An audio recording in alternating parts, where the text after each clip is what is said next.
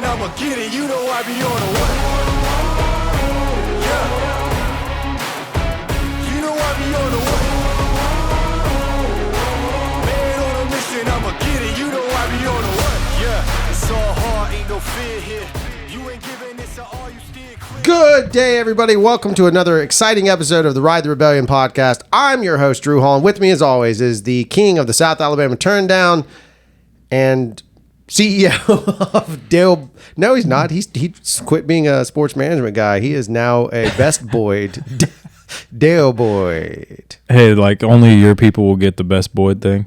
I know, it's an exclusive joke to filmmakers. Yeah, not Star Wars people. Either more exclusive group of your people. We are definitely not Star Wars today. No. Our head sizes are totally different on this show. Mine is giant. Dale's is small. It's perfect. That's good because my mom was worried about my health from the last one. I did make you look a little jaundiced. It's all right. I have apparently fucking adult onset acne right now. That's just like out That's of control. from your helmet, dude. I know, but it's like it's just driving me nuts. I'm 50 years old. I'm not, but I feel like that with my bones today.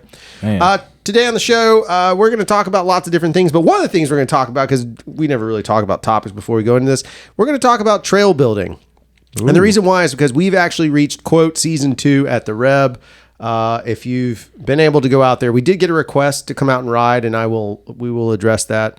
But if you've not had a chance to ride out there yet, all you got to do is shoot an email, kind of get clearance. That's the way it works. We have to make sure there's certain qualifications you have, yada, yada, yada. Blood in, blood out, homie. Straight gangster style. But the Reb is, the trails have gotten crazier, more fun. I think I would argue to say maybe even more exciting than they have been. And as we keep growing, they're getting better. So we're going to talk about trail building today. And so some of it will be about the Reb. Obviously, we're using that as an example because it's territory we work in. But I think a lot of the stuff we've learned from that, from guys that aren't professional trail builders, can apply to you in your area.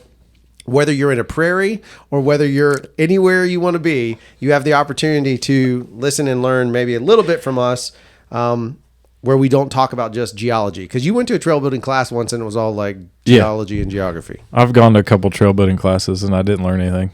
Mostly because I was hungover, but also because they were very specific to an area. You know, like there was nobody in there talking about how to build trails on sand. That is correct, which is one of the problems we have. So This will be somewhat sand-based, but we have learned other things from it, and we'll talk through it. But first, sponsors. Today's show, as always, is brought to you by Lucky Shot Coffee. I've actually had 3 cups of coffee this morning, 2 of which were Lucky Shot. I did not have any at home, unfortunately for me, but I did have some Grin coffee, which is second best to Lucky Shot. So if you've ever had Grin or you would like to try it, you can look for Grin coffee. But then make sure you also buy some Lucky Shot coffee. And the reason I like Lucky Shot, again, it's low acid, tastes good. It just works. Shannon, I can tell that Shannon gives a shit about the beans that she's producing. It's good coffee. It's great coffee. We're starting out the show with lots of cuss words because I'm riled up from the 2 Lucky Shot cups of coffee I've had. And as always, as Dale says, shoot your shot. I don't know. You looked at the camera. Hey, it was gold. It was perfect. You couldn't have done that any better. Last night we were riding and somebody was like, hey, do you guys drink coffee? And it was Justin. Shout out Justin. But he was like, you guys drink coffee? I was like, yeah, dude, do you drink Lucky Shot? And he was like, no. I was like, it's John's wife, Shannon. He was like, wait, you guys actually know them? I was like, what do you think? We just freelance on their Hunter ad every time? We just pick random people? And now Todd comes over the corner. He's like, yeah, you got to shoot your shot. And I was like, see, it's just gone. It's gone. We're all the way there. Well, it's what happens. Speaking of unofficial sponsors, we're going to give a shout out. I was thinking about Pro Cycle the other day. Oh, yeah. How much I really enjoy their bike shop. Absolutely. I enjoy Kate. I enjoy Jose. I enjoy the relationship they have, and like being around it's fun. Yeah. And then having them on the show has been a blast. So I wanted to give a shout out to them. They're a good bike shop. They're legitimately fun, and they're the only bike shop in the area that gave a shit to have a conversation with the Reb about it. That's I'm just calling the other ones out. Not being rude. You guys are always welcome to come on. But you don't listen, so you don't even know. You don't listen. Yeah. So it doesn't matter. Joseph just listens to get tidbits to make fun of me. Pretty sure. It is a complete ammo dump for Joseph. It's fine. Jose. Get in line, Joseph. Get in line. Yeah, that's exactly right. So we also want to shout out to Dirt Coaster Academy. It looks like they're going to be at Ride Birmingham, which I'm a little jealous about because the Ride Beeham stuff. If you haven't heard about that, that's a new downhill park. Yeah, it's pretty much what our aspirations are. Yeah. Right? I mean, With a lot of money. With a lot of money. That's right. Yeah, so that's opening, and I guess Dirt Coaster will be there doing jump clinics and ride, shred. I thought it was, yeah, what was it? Ride, jump, shred better? Yeah, that's it. I saw it was like $195 person. But that's got to be with entrance to the park. Well, I don't know. But it's, yeah, maybe. Is it? Maybe it's not. I don't know. I just looked at the ad. Yeah, I don't know. Either way, if you have a chance, check them out. You can go over to dirtcoasteracademy.com. If you're lucky enough to go get up and ride Birmingham, I think that's I don't know when this episode's going to drop, so I don't know when that's going to happen. But if you have a chance, you should check it out. It's pretty rad what they've got going on up there, and obviously it's more fun. Toby's gotten to ride it, and he mentioned to me, we chatted a little bit back and forth how badass it was. He was like all over it, super stoked. So it sounds like it could be a fun spot. Now Birmingham has a couple places to go ride. You're close to Coldwater too. We'll talk about that in a minute. Yeah, we actually talked about last night what the sweetest trip ever could be. Oh, really? Well, for us, locally. Like go up early Friday morning, ride Coldwater. Right. It's an hour from Birmingham. Go back to Oak Mountain, camp at Oak Mountain, get up and ride Oak Mountain Saturday morning. Yep. Maybe ride it a couple times. And then get up Sunday morning, ride Tannehill, and then roll out. See, It'd be a good weekend. Would do it. That'd be a awesome. Fantastic weekend, especially if it was if you had a long weekend. Yeah, just a Friday. Like a Monday off just for recovery. That would be even better. I always love those recovery days. I could just be on an e-bike. Call back. I just gave him the shady eyes. I gave the shady eyes. Shout out to Kevin Black right now, who doesn't listen to this podcast whatsoever. Yes, he does. Does he? He loves it. Why is he not a sponsor of this show unofficially? Ooh, we should make him unofficially. Yeah. Do you need a tattoo on your body to cover up a wound? Well, head on over to Kevin Black's House of Black. Not the name. Not the name. Maybe we'll get it's Man of War Tattoo in Fairhope, Alabama. Yeah. Now we were kidding. The reality is Kevin is one of the top. Yeah, he's ridiculously good. Like the guy rides really well, but when you understand his art, like his craft as a professional and all this stuff, like his work is outstandingly good. I have some of his graffiti on my body. You sure do. That's right. Yep. It's awesome. Yeah, one of a kind. I mean, I don't know anything about it. I'm tattooless. I just got mine. This is my 40th birthday present to myself. Yeah, that works. Well, from my wife, I guess. She was there too. She had to be. Somebody has to pay for that shit. Well, back to the truth as it always goes. We got to get one in there at some point. Yeah, so we're unofficial sponsors of this podcast now. Where's our other one? We have Dirt Coaster. We have that. Oh, Run and Try. Run and Try, for course. When Friesmeyer doesn't call in, I don't know what to do. No. When he doesn't call in. And if you guys haven't gone there, he's like literally, all you have to do is have a heartbeat to get free stuff in his shop. Yeah. From our podcast. Yeah. I think if you just walk in and say, listen, I heard you on the podcast, he'll just be so excited. He's just going to give you something. Right. Be like, oh, you're one of them. Here's a shirt. You could get fit anyway. I mean, that's right. I'll tell you, I shifted over. I've talked about it. I got my old man shoes with the, what are those things called? Hokas? Yeah, the Hokas. And like they are the most comfortable shoes I've ever owned. You kind of look a little nerdy. Yeah. But it's part of the culture now. Like everybody's into it. And they've outlasted my OnClouds like way better than my OnClouds ever did. Well, since I've eaten like 2 trick-or-treat bags full of candy in the last 24 hours, this morning I decided I should start running again. Yeah. So I ran this morning, and he hooked me up with they're carbon-plated race shoes. They're amazing. Oh, you don't even understand. Like I don't understand. There's another level of running shoes that people don't know about that's they have carbon plates in them that propel you forward. So that dude that like set the world record in the marathon, he had these special Nikes on. I think they were Nikes, but they were carbon plated that propel you forward. And it's like a significant increase. It's crazy. But are you fighting it, or do you? I don't understand. Like, do you fight, or it just pushes your foot forward? It just pushes everything forward, like That's poops wacky. and everything. It's weird. Can't we do that with bikes? Yeah, it's all carbon. No, I mean, Dale, I have a great idea. We can do carbon bikes. It'll be zany and innovative. Yeah, nobody will ever think of it. No, those shoes. I call them fast boys, but they're ultras and they're flat, so they're awesome. I put them on at his shop. I was like, "Yep, I'll take these. I don't care what they cost." And I personally look to Casey. Yeah, I probably shouldn't be running in them just to train in them. There probably should be race shoes, just because they're going to PR you. But I'm training them. Whatever. You're a big baller, though. I don't know what I'm training for. Life. living. I'm training for 2 bags of trick-or-treat candy. You're training to be the best Boyd. The best Boyd I can be. Best Boyd he Get in can be. come to my trailer, kids. Oh, boy. So last week we missed a show. Yeah. And rightfully so. We're busy. Part of it was that we had a gig. Dale, we're joking about him being a best boy, but Dale was a best boy, which is a film position. Also another kind of position. And he was working with us on a project. It was a 3-day shoot or 2-day shoot with a bunch of overnight stay and a bunch of stuff travel involved. So we dealt with that. Flu was all around us. I mean, literally everyone had the flu. Dale may or may not have had the flu. I'm in denial. I'm in denial still. I mean, it was allergies. But if it was allergies, that's where I was segueing to. Is if it were allergies, it did come from Dale. You went up to Coldwater Fest. You want to kind of talk through that? Yeah, it was my first time being there to Anniston for Fat Tire Fest. My first time riding there at all. Yeah. And oh man, I don't. Every time I say it, everybody's like, "Yeah, we've been telling you to go there forever." Yeah. And I've ridden Oak Mountain, Tannehill. You know, I've ridden a lot of the name places in Alabama that people talk about a lot, and Coldwater's the best. Like I can't even compare it to anything else. Like I got my ass kicked at Coldwater. I literally, I rode Coldwater. I've told the story. Then I went up to Chattanooga, and Kevin Black is picking up an e-bike for me because of Coldwater. Because I was so gassed by the time because I rode so much. No, if I lived there, that's fun. what I would do. Yeah. If I lived there, I'd have one just because the downhills are so fun. Yep. But so the Fat Tire Fest in general, we camped in the park downtown. Friday night was an 80-person plus group ride. Jeez and Louise. So we ride to the trailhead. We ride up. Tortoise is the name of the trail. We ride up, but when you're going up, and we were up near the front because Kevin said we cannot be in the back for the downhills. Like it won't be fun. Yeah. So we get towards the front. Anyway, we look back down, and all the switchbacks, all the lights coming up. It was amazing. God, like just I bet the that was look. cool. Yeah, and they had hung Christmas lights in the trees at the intersections, and had music playing from a generator stuff.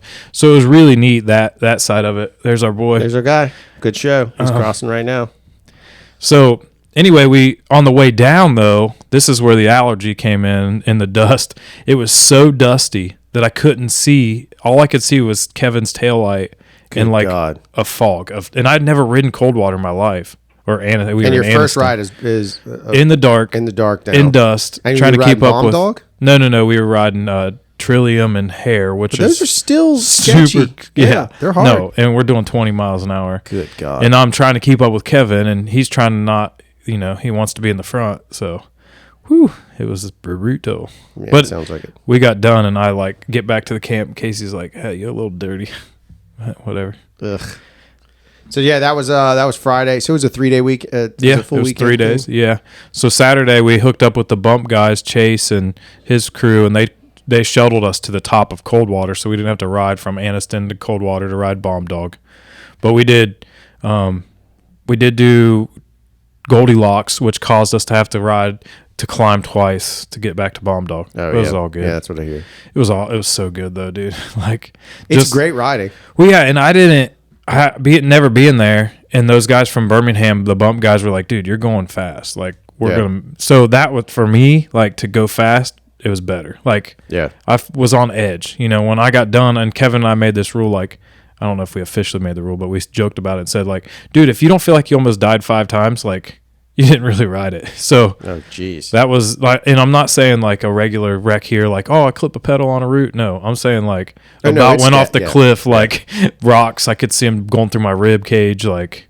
Yeah, it's kind of fascinating to me. Like if you ride in that all the time, your brain is just going to get used to it But when we're riding it, you're like, oh man, if I screw up right now, it's going to be a lot of pain. And so, but I still push. You still push. Like you still ride hard. Especially, I didn't do Trillium and Hare, but I did Bomb Dog. And man, you start going, and you're going. There's no stopping. You just have to ride because it was a little loose when we were there. I don't know if it was the same, but I think it probably stays pretty loose. Yeah. Those rocks, I mean, they're always moving. Yeah. But I mean, our bikes are so not beat up compared to theirs. Yeah. You know, like their bikes are all just beat to death because of the rocks and stuff. Yep. And I'm like, ooh, I scratched my bike. Yeah. They're like, oh, nice, cool. Well, we fall in the sand if we do fall most of the time anyway. So overall, big success. Something you go back for. Yeah, I really liked it. I thought it was a lot of fun. I mean, it was just kind of our group. We didn't really interact all that much with the rest of it. It was almost like just their club, essentially, which is cool. I mean, I get it. I totally get there was some groups from other places. I mean, we interacted with the bump guys, because I knew them, so it worked out. But it was fun. Okay. Yeah, it was good. Well, there you go. Coldwater Fest. I'm sure. I think you have some content, didn't you? Yeah, I just have some. Couple Friday and Saturday, I didn't take anything. Yeah. I just was having fun. Sunday, I told Kev, I was like, dude, I got to get the GoPro. Like, we haven't done anything. Yeah. So the GoPros are of the downhills. Kind of cool. Oh, well, that's good. Yeah, we did Trillium and Hair GoPro'd, and pretty go. awesome. And the trees were changing, and it was a beautiful shot. Yeah, I remember that. There's some good looking stuff. All right, well, there's that to look at. Speaking of that, we talked about falling on the sand, and that's the one thing that we constantly deal with. And I'm sure that every builder somewhere, I mean, look, we're not ignorant to the fact that, like, the mountains are where mountain biking is. Right. And it's rare. We've talked about that before. So it's not really a bitch session about how much we hate sand, because we have dirt now at the Reb, shout out to Joey Bear, for getting us some good orange dirt, some orange gold. That's out there, and we've been building some stuff with that. We'll see how much gets stolen for other things, but we've been working on it. But one of the things that we've done is we've had to figure out how to deal with sand, and I think not just that. Like, that's one thing I'd like to talk about, but I also think that we should discuss the idea that, like, we've had to learn how to cut trails. Like, somebody once on this show just said all we do is rake and ride, which is a load of shit. They've clearly not ever cut a trail with us. Right. I love trail season because I know that I can go out there and just thrash calories on top of, and I like building trails, but I like the idea of exploring in the woods. I'm still a kid, right? It's primal, right? It's 100%. And then cutting down trees by hand, and my whole, I still to this day have yet to use a chainsaw on any trail that I've built. And you haven't either. We have our two little shitty hatchets. They got stolen. It's a separate issue, but I just wanted to kind of go over some of that stuff. What is your takeaway looking back when you think about some of the stuff that we've developed? Because you and I have built two different types of trails. Way different, yeah. And we can talk about that. We work on each other's trails. Mine have been thus far a little more flowy. Yours have been a little more ridey. What is your takeaway now when you kind of look back on? It's over a year now. Officially. I went out yesterday and built a trail. And I haven't done it yet, like this season. This is my first one. I've really gone full in. Like, I went out and cleaned up the wood area one day. Right. So, like, this is the first trail I've attacked, and I almost forgot about the feeling. And I was by myself. You know, I was out there. I was only there for 2 hours, but I sat there I didn't want to go, to be honest. Like, I was kind of like, man, I just kind of want to sit at home. I've gotten in this routine of not doing it. So yeah, I get it. I got out there though, and I was like, it's just quiet and chilling, and it was awesome. But when I look back at, I built this small section of trail, and it's crazy how much we've built, just periodically, and I almost thought yesterday, because I went back through and fixed a trail that will attach to the new trail. Right. And I was like, well, we might have to do this on all the trails that we haven't been riding on. Oh yeah. Because the stuff's starting to grow back. Yep. So that might be something we need to address, but we've kind of focused on one area right now, and which is awesome, because I think let's get it all done before we move on. But one day we're gonna have to go ride everything. But I think back to your point is the different trail styles is amazing. I like going really fast, but I build trails that don't make me go fast. That's right. It's really weird. Yeah. All my trails are oh man, this could be really technical here and there and that, and it's but why do I do that when I don't even? I mean, I enjoy riding them, but I don't know the technical side of building it. I like making it hard, I guess. I like making it hard too. It is funny though that when we look at it, a lot of the trails that have been started, the kind of, when we approach trail building out there, and I think this is an unspoken rule for a lot of trail builders. If you start the trail, it's your trail. That's right. Yeah. And so you kind of govern the trail, and if people help you, great. You collaborate. You and I really collaborate. Yeah. Jakey Poo has gotten better at collaboration. He doesn't listen to this. He compartmentalizes everything. But he definitely compartmentalizes. And so with us, I didn't touch triple shot. Yeah. I never touched it. That's the most pedally trail we have. Mm-hmm. I mean, it is down and up, and you are tight turns. There's little moments of speed, but it is very technical. I rode it not too long ago. It needs love. But it's a fantastically well-built, fun trail for pedaling, which is opposite of what you just said, which is typically what I used to like more. Right.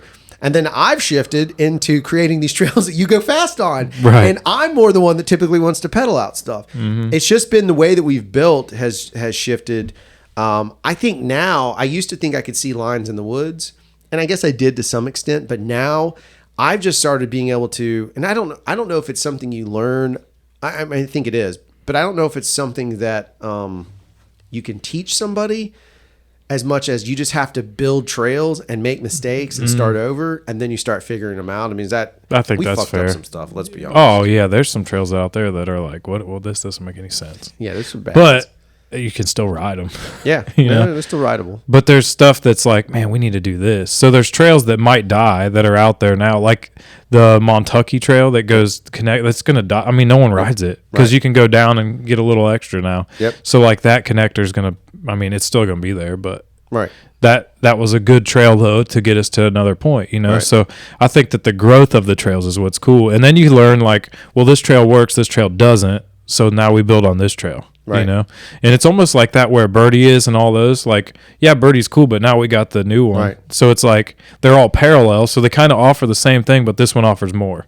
You know, so it's like, all right, well then there's just options. I think it's cool. And for us, I mean, we essentially just want to race, right? So Yeah. we're just trying to build cool race lines. Yeah, I mean, essentially, we're trying to make these like enduro things. I mean, I'll say everywhere we ride, and I'm sure somewhere in your brain you reach back, or you will at some point during the season. At least I do. Everywhere I ride is an opportunity for me to take inspiration. I'm not going to match what they have at Coldwater. I'm not going to match what they have at Oak Mountain or even Bogue However, you know, I noticed that the rock gardens they built, there's no rocks where they're at. They're in southern Louisiana. There's no rock. So we built rock gardens, and now like we came back. I came back motivated because I knew that Chris wanted to get better. Right. Shout out to Chris, and Christy, Christy. or Christabel is what we call her. Christabel. But Christabel's garden, like he wanted a garden, and we built him a garden, and that's one of the things that I wanted to talk about. Is like, hey, here's a fast, quick, free tip. We didn't have to use rock. We found broken up concrete, and for where we are and what we're doing, it works really well. Plus, if you screw it up, you didn't waste any money on rock. Right. Rock, if you don't have it, it's expensive. We learned that. So if you can find concrete that's broken up, you can place it. The thing is, you can't just throw it on the ground. It doesn't work. You have to literally hand place it. Yeah. Which is what makes the difference anyway. But that's one of the things, like that's a near free tip. A lot of people are trying to get rid of that concrete. If you go get it, you can take it and you can go build and add to your trail system. And it's great. It works. It gives you the effect of what you're after. Yeah, I think like that stuff that you're talking about, like the rock gardens and things like that, like it was refreshing to go out there and be like, oh, this is new. Like that's cool. Yeah. I'm excited. Okay, well, how about this? I'm gonna build a trail that matches this, like Right. to connect it to, like make it something different. So now everybody rides this different line, you know. So there's just different options. You can hopefully you never get bored. Well, mean, and there's I think always that's kind something. of the point of driving the trail building side of things. One of the challenges we've had, obviously, is finding materials, which is difficult. Obviously, part of what I wanted to talk about is like we found some crazy stuff. We've been able to pull rugs in, which Bug is the king of. He just finds carpet on the side of the road and Hippies are drawing the carpet for some reason.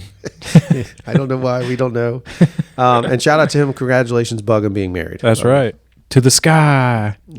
Oh, yeah, that's right. So anyway, there's we found carpet stuff, and one of the things we did from the carpet side of things is that we found random rugs and we used them. The Bug rug's one, but we also used carpet to help suppress sand because we are building on very sandy soil. It's been a great test to see how that rug works on the Bug rug jump that we built. Absolutely. Now that we've reinforced it, made a wall, like Yep. it's working out awesomely. Oh, it's great. And then if you look at Mogadishu, there's one. If you look at, there's one section where it's just protecting one root that's washing away. And that rug is just kind of, we anchored it, but it's Sooner or later, the rugs will grow into that loam and then they'll never move and then it'll be good. That will be the sweetest. Yeah. We joke about that one day it'll be an entirely carpeted bike park. That'll be awesome. You won't get rock bleeds or anything. You're just going to get rug burn. It's going to hurt like hell. Well, that's what somebody last week was like, you guys don't have rocks, do you? I was like, well, we have rocks. They're just crushed into small granulars that we consider sand. Exactly. And so part of the challenge is dealing with it. And we've done different experiments. Like I'm on an experimental berm that we've built now. So I placed this we got lucky and we ended up finding some real big, large rocks, like legitimate rocks on our property. They look like they'd been dumped there from like a drainage ditch, but they weren't connected to a ditch. So they weren't doing anything. They were abandoned. So for us to reclaim those and place them, that rock line's hard. It's steep. It's hard. I can make it even harder, but I'm going to let some people grow into it first before. There's no beeline there. No, there's not. Never's going to be a beeline. Well, there was like yesterday when I was building, there was like a tree branch. I was just trying to walk around it, and there was like a tree branch in the way, and I was like, man, I need to cut this. I was like, but I'm not, because this will make a beeline. Yep. Like they will go right around it where this is. And so sometimes we don't want beelines. Like I think that's part of the trail side. And because there's enough trails there that if you're a newer rider or anywhere, there's green and blue and black. And to be honest, we're all going to the same spot. So if you want to get to the bottom, take whatever route you want. We'll see at the bottom. We'll ride back up together. That's exactly right. But it's also great because it's the trails that we're developing. And I think this is important for a trail builder. Something to consider if you're interested in trail building is build to your level and then chase the next one. So like we built the first trails we built, I built to my level. Montucky is built to my level. It is a pedal little loopy, too many turns, feels like you're riding it south. Yeah. It is what it is. It's been a great race trail and it does what it does. But as you go through, you start seeing us develop these into other pieces. So then Montucky Express was about going downhill, and eventually we added a jump, and then it connects to others. So after a while, we figured out, these are what flow trails. I did, at least. I started seeing flow trails, and I'm getting that vibe. And as our riding got better, we added more and more quote danger. Right. And so we just add the danger. There might still be an old beeline there, but most people have grown into it. But even as trails go, the stuff that we're dealing with sand now is that new berm.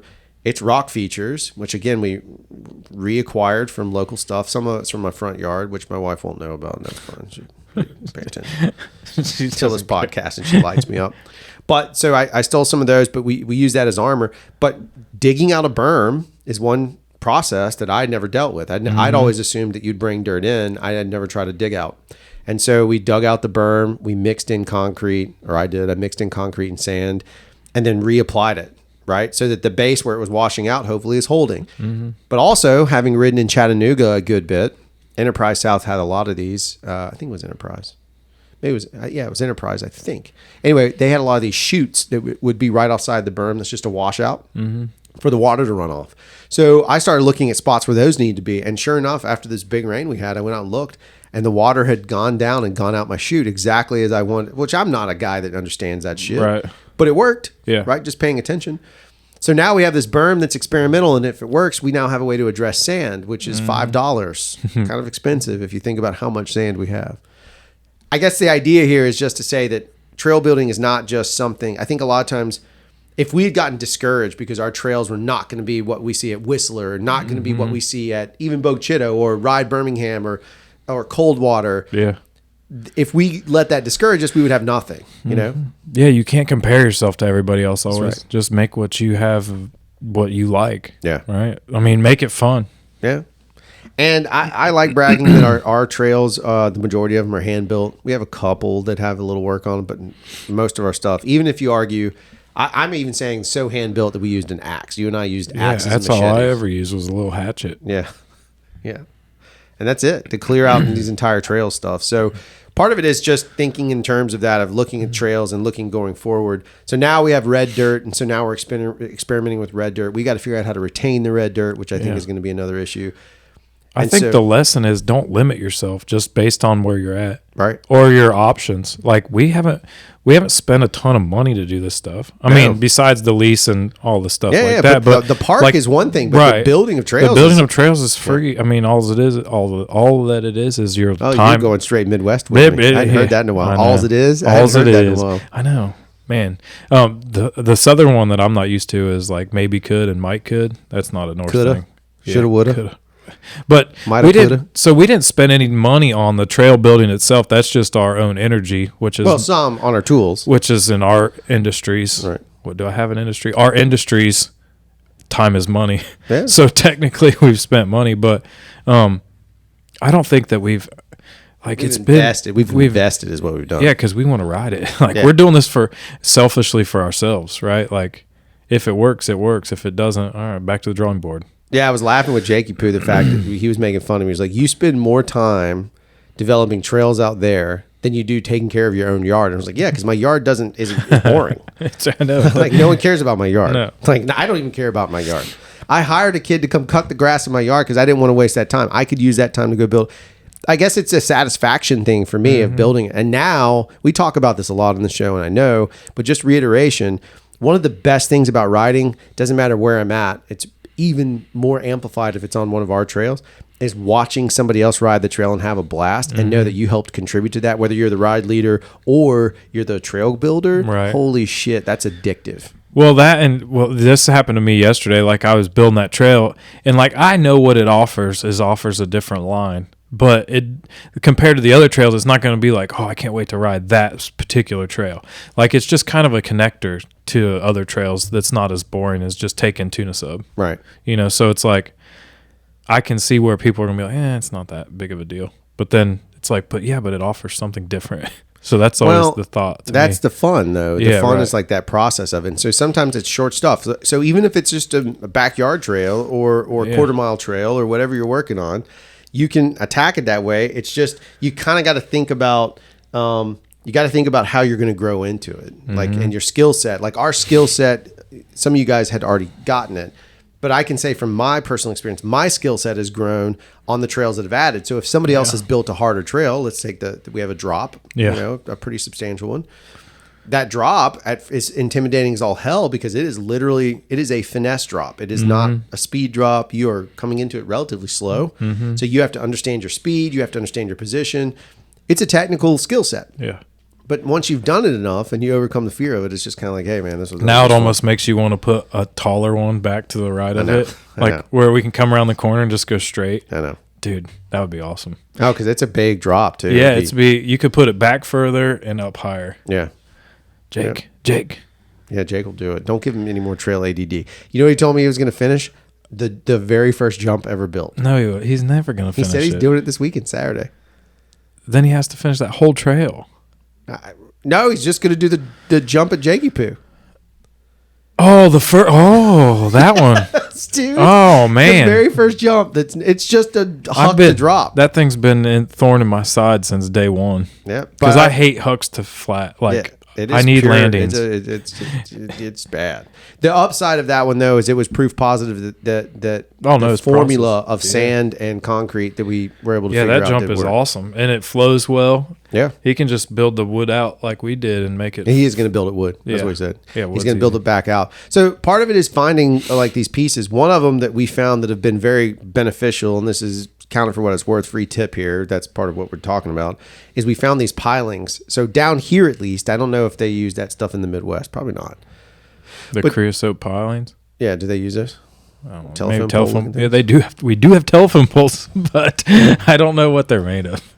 So if you can find old telephone poles that someone's discarding and cut them up, they actually make really great like baselines for jumps, for drops, for all kinds of stuff. Because they're heavy, you can anchor them relatively easy, so you're kind of doubling down. We've used a bunch of those to build quite a few jumps and drops and all kinds of other stuff. It's good filler for us. The sand doesn't stay where we want it, so it just fills a space. Yeah, and it's heavy. It's super dense. heavy.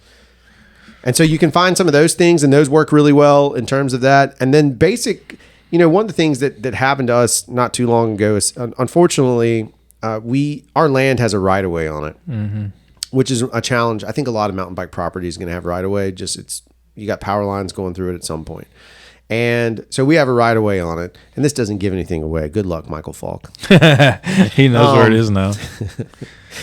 So we have a right of way issue, and so we have two different organizations that have to come out and do stuff. And one of the organizations, I'm sure they're getting subcontractors of some capacity. So we're out there, everything's fine, and we had these two beautiful metal boxes that were, I guess, from an old truck. Yeah, they're from semi-truck. Is that what they're from? Yeah, semi-truck up underneath. So, got it. So they're just sitting there, and then eventually, I guess, no one's messed with them ever. We would store our tools in them, our tamp, our shovels, our rakes, all our great stuff.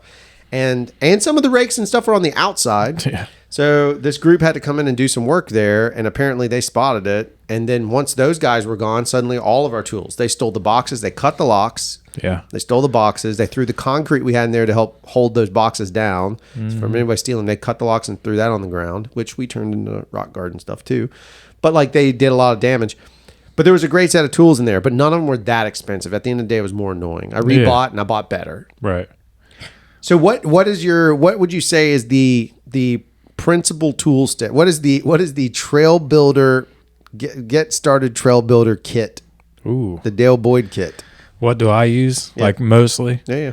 So you need a good rake. Yep. Like not a hard rake because it gets caught on too many roots. Yep. You need a good wide fan hard plastic rake. That's probably the first thing you're going to need. Yeah. I like a machete, but sometimes I've gone away from the machete just because the stuff we're cutting isn't always that thick.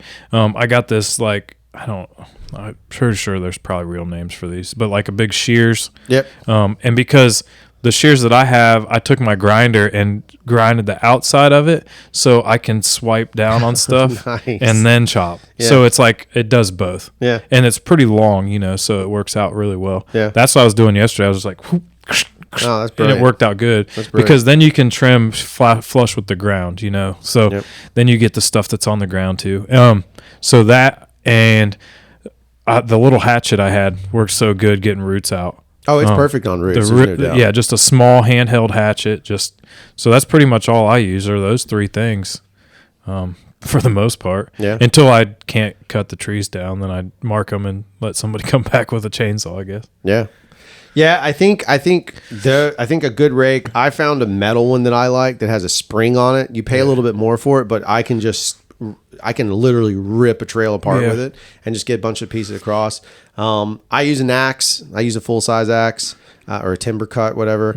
A rogue hoe has become my friend, but they're not really great use here because our That's dirt what I was sucks. going to say. But it's cool for chopping out. If you have to bench cut something, it works really well. I get the rogue hoe and how it could be beneficial other places. Yep. But like one swing into the ground and you take out such a big hole here that it's like, damn, now I can't. Now you got to fill that hole back in because the sand washes out, and it's like, I get how people can use them in other places where it's actually dirt. Oh yeah, but here it's like they're almost too much. Yeah, it is definitely too much. The only time I've been able to use them is like when I was again bench cutting something out. Yeah.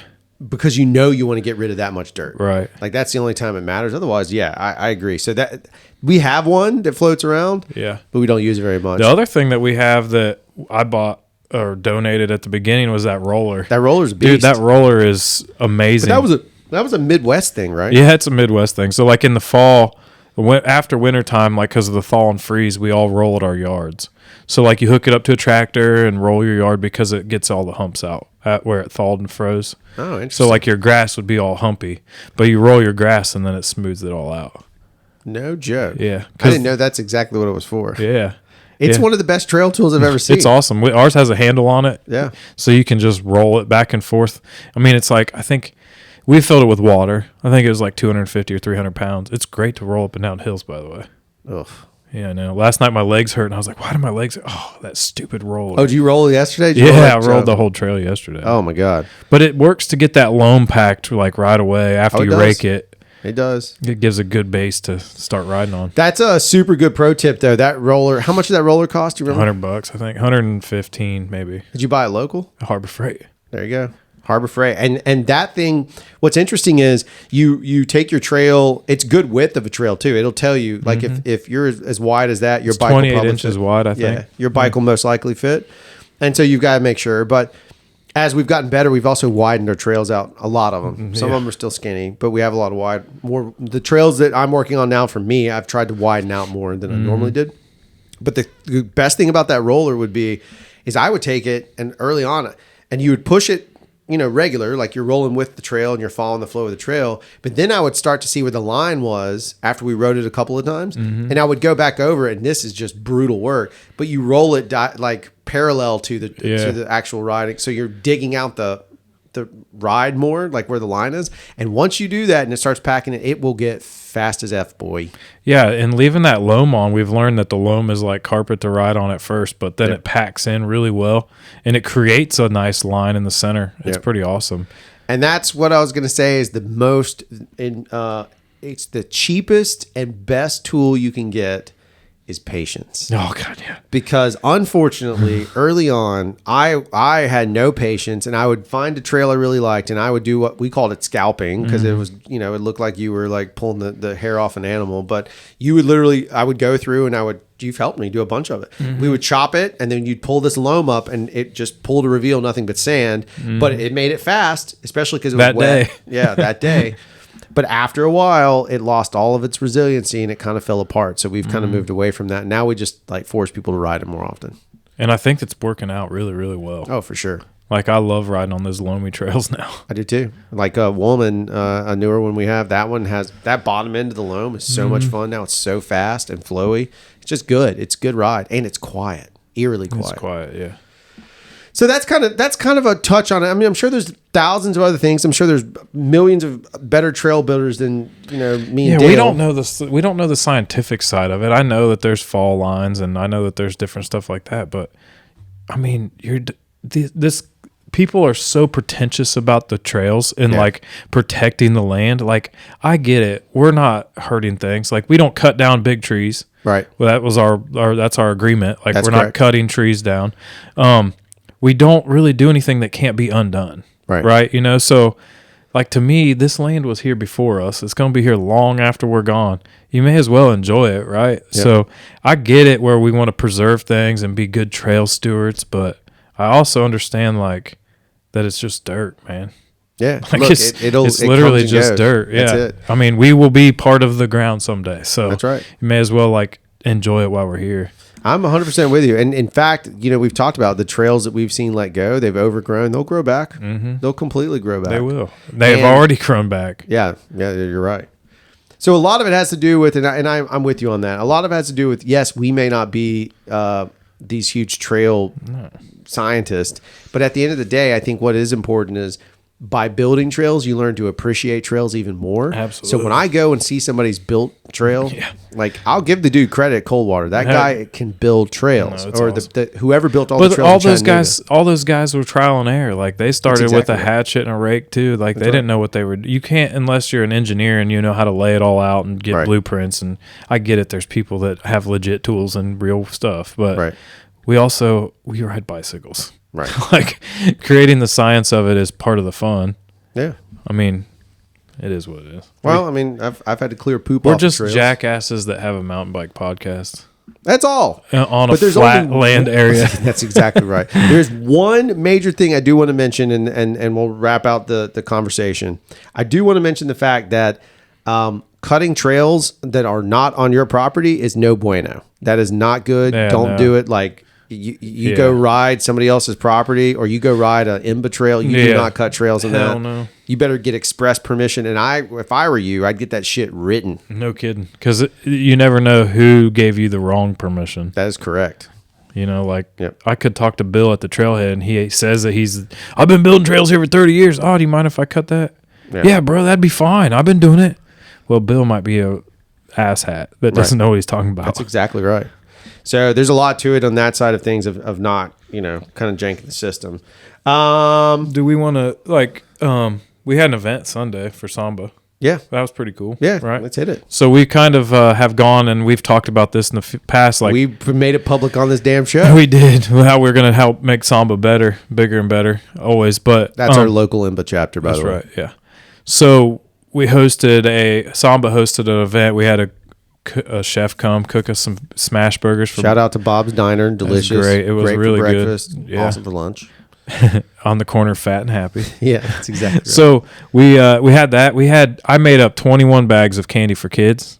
I had 2 left. So there must have been 19 kids there, which is great. We had a nice little circuit race that was fun. Yep. Everybody had fun. They got a little taste of it, which that also transitions us to now we're going to have a Friday night race league, circuit race league every Friday night. Yep. See how that goes. 5 racer minimum. We're not doing it unless there's 5 people. No, I get it. But that'll be fun. So we've introduced all that. But what somebody asked me when I was gone, this is what I didn't really care to pump the Samba thing, but somebody asked me when I was at Coldwater, they're like, wait, you guys mountain bike it down there? And I was like, well, yeah, duh. Like, what do you think we do? And, obviously I didn't just come here to ride my bike. And I said, but what we've done is the trails aren't nearly what y'all have, like at Oak Mountain or Coldwater. So we've tried to make the community fun. And I think that we are starting to get some momentum in that regard. Like 100%. The community is more fun. People come out for the social side of it rather than the trail side of it. Absolutely. Where other places people are going to ride the trails and they don't socialize, which to me, I would much rather have the social side. Yeah. You know, like I was talking to Chase, the bump guide. They have 350 members, I think, in their chapter. We have 215. So I was like, wait, you guys have cool trails. Right. And we have almost as many people as you. Like, yeah. You guys suck at getting people. He's like, well, that's not fair. I'm like, well, I'd be sitting in the parking lot at Oak Mountain and just pass out flyers or something all day, whatever. Oh, yeah. You know, but you have to build the community, right? I agree. I think what this podcast does, what we do with the Rebellion, what we do with other projects, we are constantly like, that's in our forefront. Is like, Drew and I don't do this for ourselves. Like, we're doing this for all of you guys. It's 100%. Like, for our own enjoyment, yes, but it's for everybody else to enjoy what they're doing. Because what's the point, it's the same thing. It's like, if it's mutually beneficial. Right. Do we benefit from it? Absolutely. Do I benefit from the therapeutic effect of cutting a trail by myself in the middle of the woods? Right. 100%. Do I then benefit from people riding it? Sure. Do I have that same benefit from a Tuesday night, Thursday night ride? Which, shout out to Thursday night rides. That's what I can make now. Yeah. It's the smaller one, but I go. It'll be big. Point being is like, I'm with you, man. And it's spot on to that. And literally everything we've done. I think everyone sometimes confuses the idea. Yes, Dale and I we're smart and we run businesses. We're not dumb. But everything that we're doing at the end of the day is a circular benefit. It's an ecosystem to feed things back. Like Dale's wearing that shirt, right? That's right. The Reb is, yes, it's a bike park. Yes, it's a podcast. But now it's a rider supply store. And we'll explain more of that as it goes. But like, that exists. And if you'd like one of these shirts, you can buy them from ridetherebellion.com. Shameless. Point is, these are the founder shirts. Like, that's for stuff. So we're working on trying to build up a bigger, better space. I'm with you. And I think that's important. We're not going to have the trails they're ever going to have. No. Even the Reb, if the Reb goes public one day, even it will be completely different. Yeah. And people will ride there, and hopefully they learn something. They get a little confidence that when they go ride Oak Mountain or Tannehill or anywhere else. More importantly, maybe they just feel like they're part of something. That's it. And that's all it is. Like, you, the guys that hang out the Reb and ride with us that are members, like, not a lot of them build. Right. They just like to go out there and, like, they don't even ride miles. They just want to be a part of it. Yeah. Like, you just want to be a part of something. And I think that's the upside of where Samba's going and how we're seeing it grow. You know, even with everything that's happened, there's a lot of different types of rider groups in there. Yeah. And the best part is they're all kind of slowly coming together as one, as opposed to being like, well, I wear spandex. Yeah. I mean, I understand we let those people around. I make fun of them. I do too. But to them, like, not just behind their back. And then they leave me and they drop me and it's all good. Yeah. But we're all trying to make it work. Yeah, like Sunday, the circuit race was dudes that never rode before. Yep. Dude that's a pro rider. Yep. And, you know, and it was like fun. Everybody was cool. No one was really that big of a deal, you know, like it was all fun. No. And that's what it's all about. Some asshat named Drew fucked the numbers up. That's what, did you see what I said? I couldn't count with my socks on. Yeah. We fixed it. Shout out to Aaron for the win. But so that was what's great about it, though. Like, the community building. And if you guys ever think that we're doing this for something other than community, then you aren't listening. Yeah, that's right. That's totally right. Is there anything else we need to drop in there? I don't know. Probably not. All right. Well, we could ramble all day. We missed the podcast, so we owe them 2 hours, I guess. Yeah, I guess we do. We'll get you. I think we're going to do back-to-backs. That's fine. I don't know when this episode's going to drop yet. We need some more topics. Guys, send us a topic. What do you want to hear? Yeah.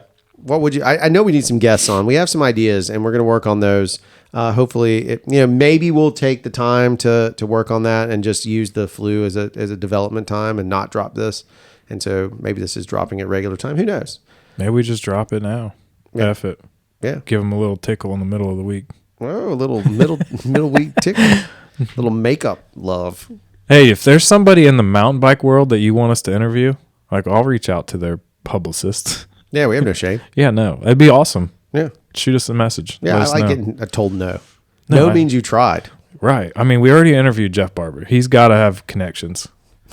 Let's see if he'll return our phone calls anymore. You guys made me look like a dipshit. You guys threw me under the bus. All right, well, that's going to do it for this episode. Thank you for listening. As always, you can find us on all social media at Ride the Rebellion. You can also find us at ridetherebellion.com. And you can find us at the Trailhead with the Reb Rider Supply Store, Rider Supply Company, which is a little store. that you can find us at Trailheads coming soon. As always, just remember what Dale Boyd says. You got to get some to get some.